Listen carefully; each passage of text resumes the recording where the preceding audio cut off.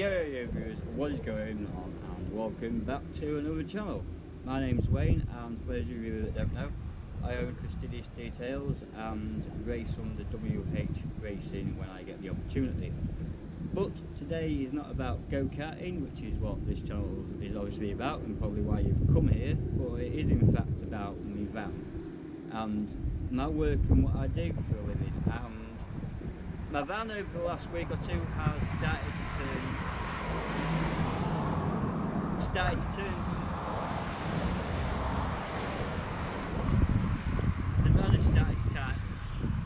turn some heads. And you know, I've had the van now 4 years. It's a 2011 Ford Transit Connect and was previously owned by Cimex. Now the van's been on building sites, cement works and all sorts, I can imagine, and when I took the vehicle and I took possession of it, the van was in need of a very good bath and desperately needed decontaminating. And it took me 2 days to get around to it because I bought it on the 24th, I was at work on the 25th, and the 26th was the first real day I got to have a look at my van and see what I'd actually bought. Now, for those of you that don't know, there's 3 stages to the decontamination process. Now, we'll exclude the whole washing the process with wash and wax, which is what you guys will do at home more than likely.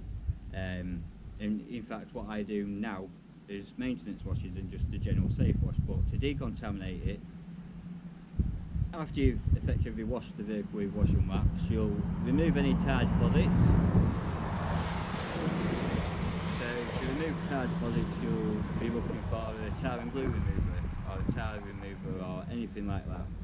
After that, you then, if you've got a white vehicle for instance, you can look at your paint and work. You can go outside and do it now, and you can look in the white paint and you will probably more than likely see orange little dots. Now that is oxidised iron, which over the course of time can start to oxidise the paint structure of your vehicle, your panels and stuff like that. So to remove that oxidised iron that's sitting on the pores of the paint can only prolong the life of your vehicle. We all know nowadays that an engine will outlast your paint, so why not keep your paint as clean as possible? Keeping it clean, guys, getting it decontaminated once a year after summer, before winter, you know, it will help preserve your vehicle. So yeah, we've got the tire removal done now, we've got the oxidised iron done, completed, and after this we use a mechanical method called the clay bar. Now we'll go around the vehicle with a clay bar. It's a sticky putty which was designed for the use in body shops to remove overspray from when the vehicle has been painted. You go around it and remove overspray from adjacent panels and so on.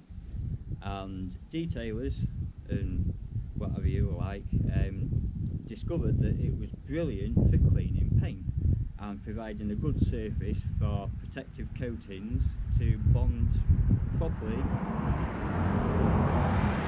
to the surface. So the first step to perfect paint is clean paint. Once you've got rid of the surface contaminants and the embedded contaminants by the use of chemicals and a clay bar, you've then got perfectly clean paint. You've got no texture to the paint, so it will no longer feel like sandpaper. If your vehicle feels like sandpaper, you have a heavy build-up of contamination, and I would seriously recommend having a decontamination service on your vehicle. It will enhance the depth and gloss of your vehicle no end, and is part of our detailing paint enhancement service. We've got 2 enhancement services. The second one is a single stage polish. So yeah, a single stage polish is basically, we use a polish which will remove between 7 to 10, maybe 12% of your surface swirl marks that have been installed by your hands after washing and stuff like that, through washing and that in general. After this we'll have a single stage correction, which is a bit more of an aggressive approach than a polish, and can remove say between 15 and 20% of scratches. After this you're looking at two-step and multi-stage corrections, which is what we have done to the van. So I've spent 55 hours machine polishing the van, and the paint is now, after maintaining it properly through the safest and the correct wash methods, it still looks like the day of paint it would have come out of the factory. And in actual fact, with the bumpers now being white and colour coded, it's had a lot of attention, and I would probably say looks better than when it was released. And yeah, I'm going to sit here, stand here with a big smile on my face for the rest of the video while you guys watch it, because I'm extremely proud of what I've managed to achieve through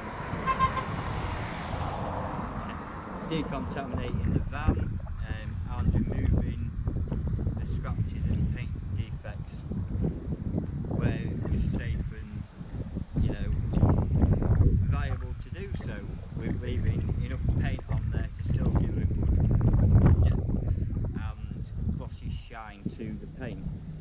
So we've got rid of the rust on the sills, and through doing that I decided to give my own little twist to the van, and that was by adding vivid blue. Now, I'm a big Honda guy, I love Honda, and back in the day when I was younger, I actually owned a Honda Civic, and I painted my Civic Solaris Silver and Vivid Blue. Now, I love the two colours, they are both indeed Honda colours, but I believe the blue here, Vivid Blue, is actually a bike colour. I might be wrong, it was either the Vivid Blue is a bike colour or the Solaris Silver was a bike colour, but on the van we have Vivid Blue, and yeah, I really do like it. It gives me the vibes of the old RS's. If anyone can remember the old blue and white super vans, I know this is slightly different, but after I'd done it, I kind of had that in my head.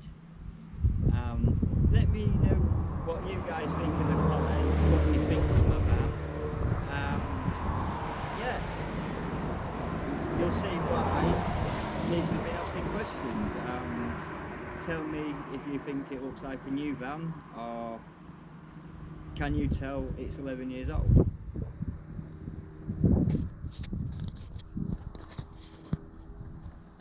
So, 55 hours machine polishing the paint. We haven't done the lower halves of the doors. We didn't do the petrol cap, and we haven't done this section of the door either. Now, when we do the series of videos on how we got the van to this point, we will show you how to remove the scratches using this part of the door. I'm not going to do the whole door, but I'm just going to show you guys the process of machine polishing. We'll do a single stage correction on there, just with a aggressive cutting compound that breaks down to a finishing polish, so we can use that. You guys can see what machine polishing is all about and stuff like that, and also we'll before we machine polish it, you have to remove the contaminants, otherwise the contaminants get transferred from the paint to your polishing pad, and then your polishing pad takes those contaminants, which if it's oxidized iron is very aggressive and will actually induce scratches in the paint when you're supposed to be removing them. So before you machine polish, which is the second stage, paint correction, machine polishing, before you put any polishing pad or correction compound on there, the paint needs to be clean, sorry. It needs to be 100% clean of contaminants, otherwise you're causing yourself more work. But we've had to buy a new bumper, so we bought the new bumper, we've had that painted, we've done that.